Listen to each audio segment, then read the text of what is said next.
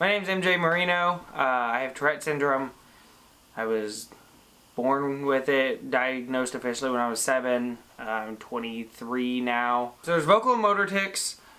Vocal tics obviously are sounds that you produce. Some people grunt, some people, like, stereotypically, those who are uneducated about it think people will yell or curse and stuff.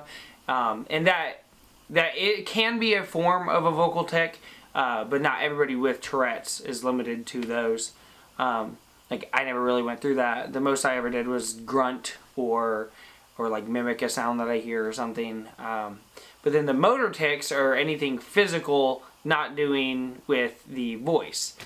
So like arm tics, face tics. So like I move my arm a lot. I'll like move my eyes. I'll close my eyes.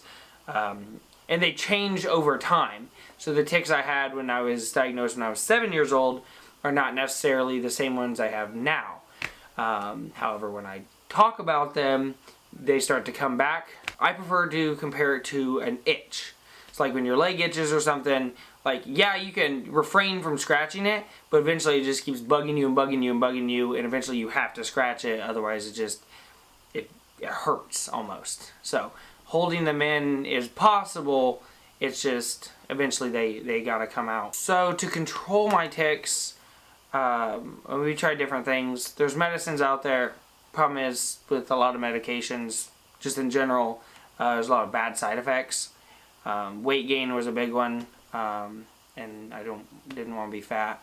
Some other ways are like meditation in a sense, like slow breathing. I know for a while, chewing gum would help me, so I would always keep gum with me and chew a piece whenever I started ticking really bad. Honestly, like, whenever I'm super focused on something, I don't notice them as much. They're still there. They're just, if I'm not focusing on them, they're a little easier to control. Did Tourette's ever stop me from doing something I wanted to do? I like video games. And specifically like shooters. Call of Duty is a big one. And esports is really big right now. Well, my thing is, whenever I play a video game, I have a bunch of tics that are specifically related to video games. So like I have to touch the controller to my chin. It's a weird one. And when I'm moving like the camera on screen, like the different corners of the screen make a sound to me.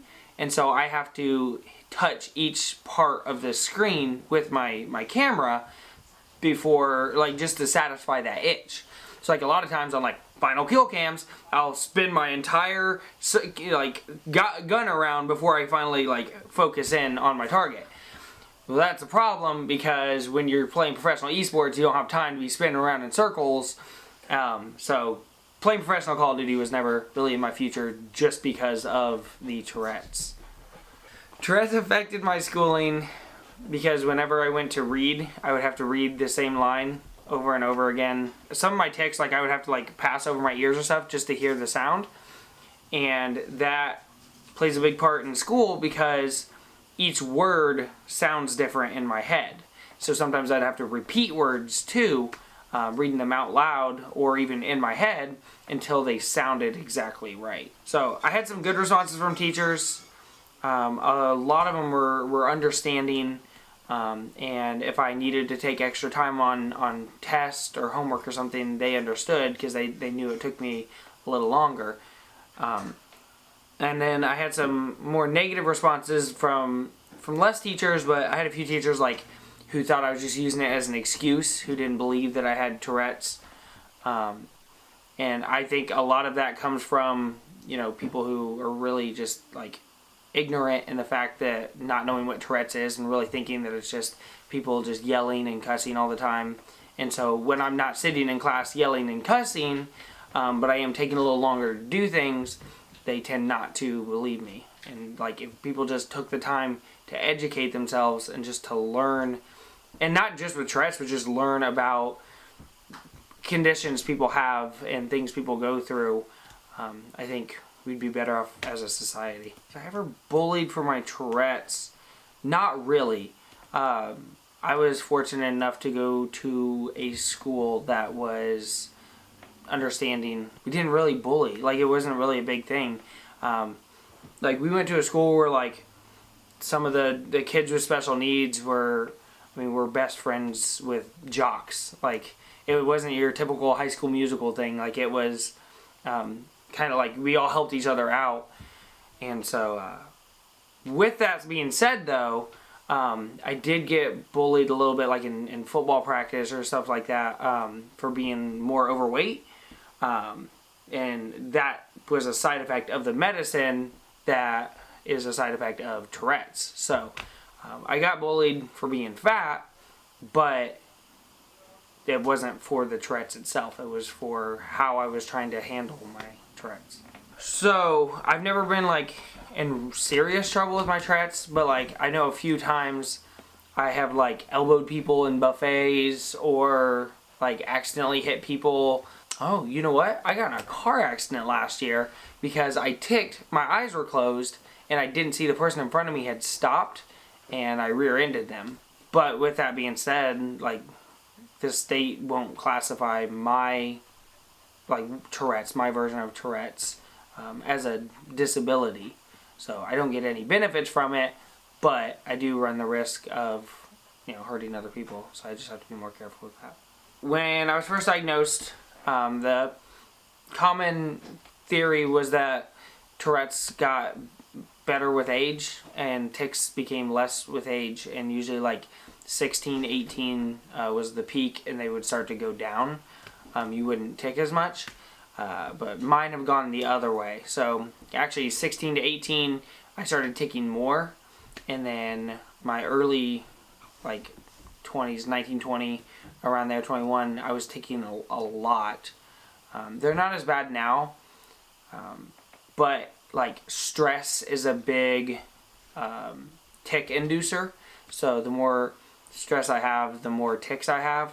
And so I think the reason my tics ramped up so much at those years is, that's graduating high school, like it's going to college, it's starting a new job, that's all the, like the most stress part of a person's life was right there. And so I started ticking a little more. So I don't know what it's like to not have Tourette's. I've had it my entire life, so I don't know what it's like to like just sit there and watch a movie and not move around. I don't know what it's like to walk by someone else who has Tourette's, or someone who's autistic and making noises because they're autistic or whatever, and not imitate those noises because they trigger me. I don't know what it's like to play a video game and not spin my camera around. I don't know what it's like to type on a keyboard and have to like press every single key before I can actually type something.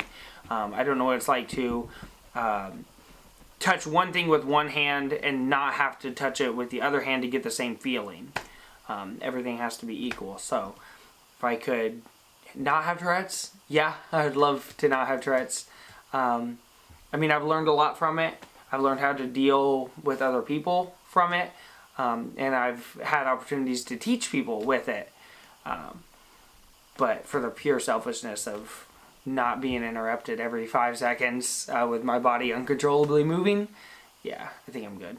I didn't qualify for an IEP because that was more like specialized for like learning disabilities. So like I'm really smart. Like I didn't have a learning disability. So like I'm not dyslexic, I can read fine. It's just that I'm a little slower at it because of the Tourette's. So they didn't want to do an IEP for me, but I don't remember what the actual plan is that I had. But I did have some help in the sense that like it wasn't just the counselors told my teachers, like there was something in place to make sure, like legally, I guess, that they weren't supposed to not provide the accommodations that I had.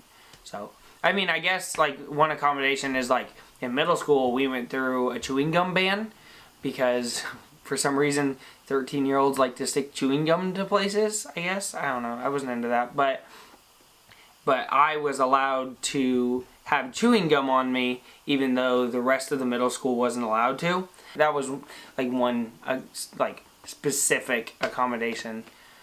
And a lot of times, like, every teacher was told that I was allowed to go out in the hallway if I needed time to work off ticks.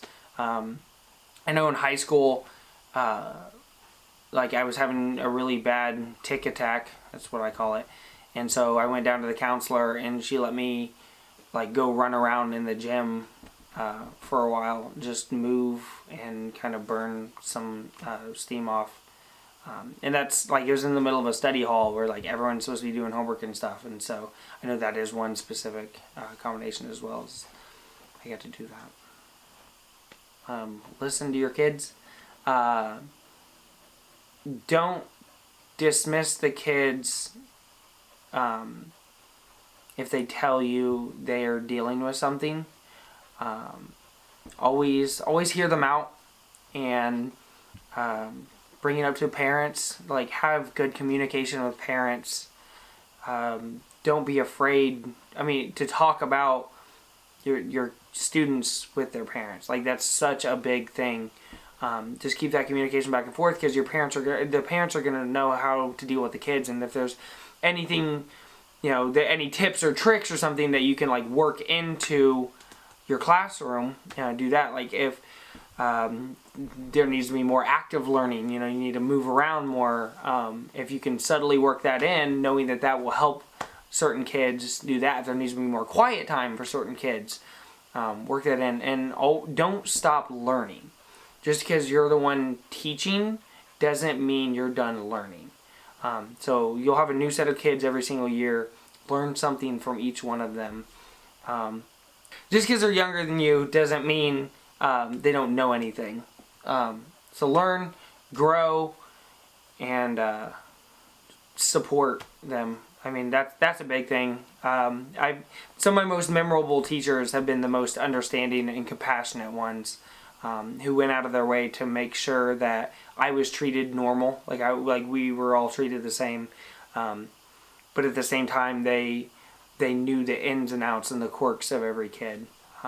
So that will make a lasting impact for the rest of your kids' life. Is just be there for them, and don't treat them as just another letter in a grade book. They're human beings.